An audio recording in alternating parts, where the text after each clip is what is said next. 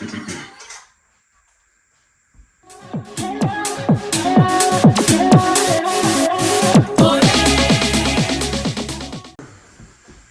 to the Making Sense podcast. Today I bring you Joshua Colasso, a childhood friend, master's degree in computer science, multi-millionaire. Are you going to tell my whole life story? Or? If we have to, we will. So guys, welcome to our first episode of our podcast. Right now, it's our first episode. We're kind of unsure of where we're going to take this, which direction, but I think we both agreed on that we want to bring on subject matter experts eventually on this podcast. Yes. Me and George actually bring a different type of knowledge to this podcast, to help our audience, software engineering. How long have you been doing software engineering for? It's been about 2 years now. 2 years? Yep. I used to work in data analytics, but yeah, I taught myself how to code after I took a 1-year break. I basically quit my job and just started, just YouTubing how to code. Moved to Colombia for a few months, and yeah, just ended up landing a 6-figure job after 10 months and sending out some interviews. So it was everything you see on the internet about quit your job, learn how to code. It all happened well for me. So would you say that a lot of people that actually code very well are self-taught versus theory and going to school and doing a whole bunch of projects and learning that way? No, I feel like you see both. Both? You see people that have gone through the traditional 4-year universities that are really good, but you also see people that have taught themselves and they're also really good. You see people that are not good engineers that are on both sides of that camp as well. Yeah. Interesting. So, have you ever interacted with a senior software engineer that you're how the hell is he even an engineer? Or they have that title and they have the experience and they do their job well.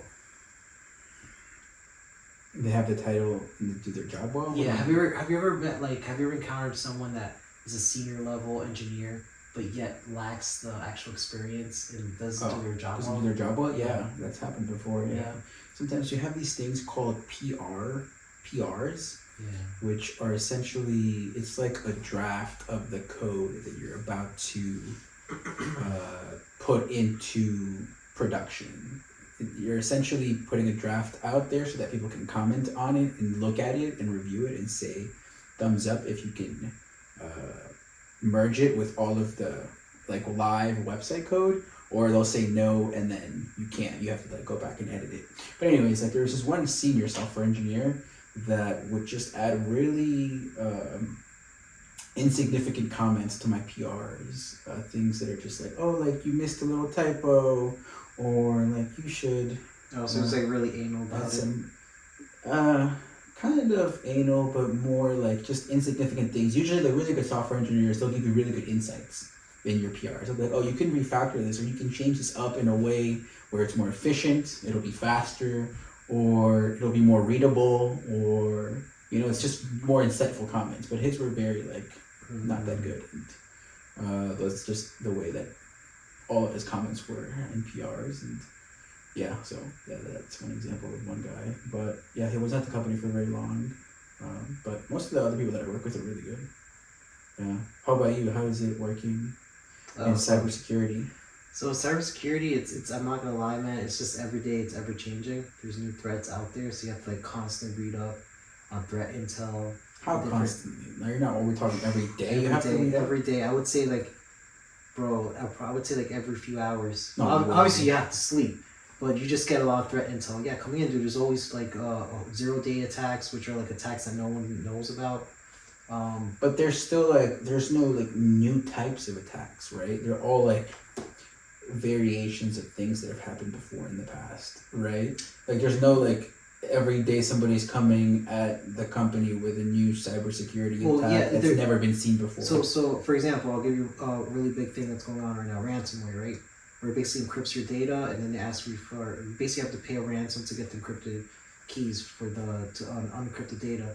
Now there's different data like techniques that are being used right now to encrypt your data. Sometimes it comes in through your email, sometimes through USB. There's different techniques out there. The fundamentals, are the same, but the techniques are different. So interesting. Ransomware, that is when somebody introduces like software into your system without you and executes it, and usually they target your files and everything. And they usually target like I would say like a finance or like healthcare is really big as well. Interesting. Yeah. Huh. And do you have any idea of what? I guess like what are some high level things that we could ask here, like. How many people are affected by this, or like how many companies are affected by this? Every day, man, there's companies that get compromised. I mean, the most. But do you have any on the average person, like out of the average American that you see walking around, like what percentage of people are affected? I don't know the statistics off the top of my head, but usually the majority of the times where it comes from, at least for ransomware, it's usually big corporations. Now, individual, like humans, I mean, it happens all the time, man. People sometimes use their credit card in the wrong place in the gas station to get your information, you sell on the black market. Next thing you know, you get a whole bunch of different charges on your credit card. So I don't know the statistic off the top of my head, but it happens. It's really, really common. Bro, scammers are wild. Yeah. They really just. I think that's a whole industry in itself, man. Scammers. They have full blown like call centers whose whole purpose is just to scam people in the US, and they're like in these foreign countries in Asia. It's insane, right?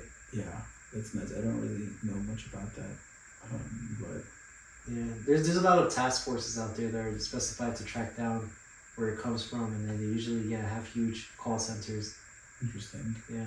Okay, so the reason why I brought you on this podcast, what should we talk about next? On our podcast, you mean? Yeah. What should we talk about next? I think we could talk about real estate. So right now, with inflation going on, interest rates are high, home prices are high. It's really kind of difficult to buy real estate, but there's always deals out there. You just have to find them. But with the way the economy is going, it seems that prices are going to continue to go up. Rent's going to continue to go up. Interest rates might drop a little bit, but I don't see it going anywhere below 5%, man. It is unbelievable that the interest rates last year over year, were around 9%. I feel like if you ask the average person on the streets or your average friend... Oh, you're talking about the federal rates, not the mortgage rates. No, right? The inflation rates. Oh, the inflation rate, yes. Yeah, the rate at one point, prices are including, it was like 9% last year. I think at one point it hit 11, if I'm not mistaken. I might be off by that. Yeah, Jamie, can you look that up? Yeah, Jamie. Oh, he's off today. We have to hire a Jamie. But my point is the same, is that I can't remember the last time that the interest rates were even over 4% or 5%. I feel like they were around 2%, 3%, 1%, like 2%. Yeah, and then, for a while. And then like out of nowhere we get to see where it's like 9% and nobody says anything about it. Well, it wasn't out of nowhere, and the reason that happened was because of the whole stimulation check. They were just printing money out of nowhere. Like that's basically money, right? It really has no value. So since they printed so much money, the value went down and inflation hit us, man. Is that really how the economy? Is that simply how the the more you have, of something, the less value it has, and that's the way the dollar works, man. They just printed a whole bunch of money into the economy, and now the inflation rate, went up. Okay. Now things went up as well, and then another thing that's affecting the economy is the whole war in Ukraine. That's a whole other thing with gas. Now the gas prices have stabilized, but there was a point where it was like almost $5, I think, at one point in the East Coast, at least. In the West Coast, it was way more expensive. So. Interesting. And where do the federal interest rates fall in this? Like, what would you say with the Ukraine war? No, the overall economic state of things. So the federal rates basically determine how traditional banks, the percentage of where the traditional bank could get their loan, right? And that's not passed out to the consumer.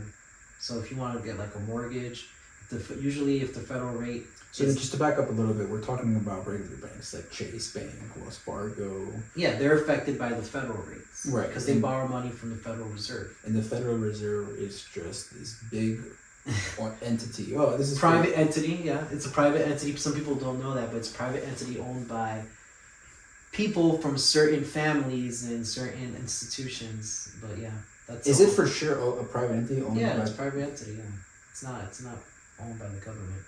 Crazy, right? What the fuck?